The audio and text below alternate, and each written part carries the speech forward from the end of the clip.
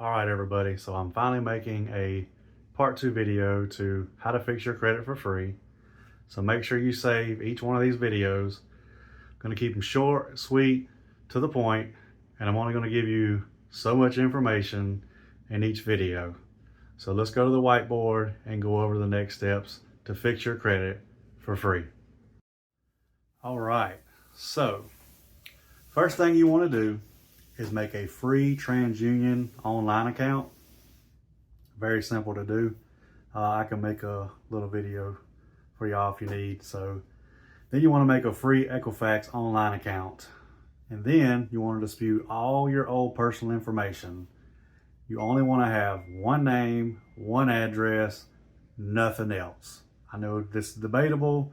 You don't want no phone numbers, you don't want no job, you don't want nothing. You want your you want your address and your one variation of your name. That's it.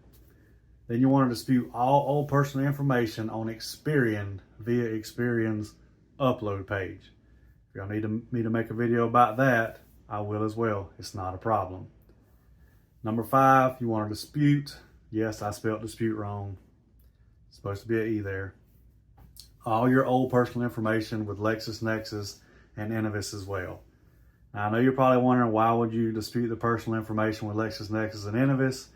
Well, just like TransUnion, Equifax, and Experian, sometimes when you get those old addresses and variations of your name deleted, they will actually delete some of the negative accounts too without even disputing those negative accounts.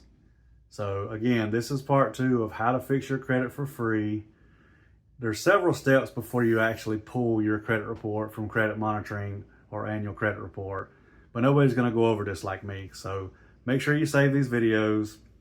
You're going to need them to go back to know exactly what to do start to finish.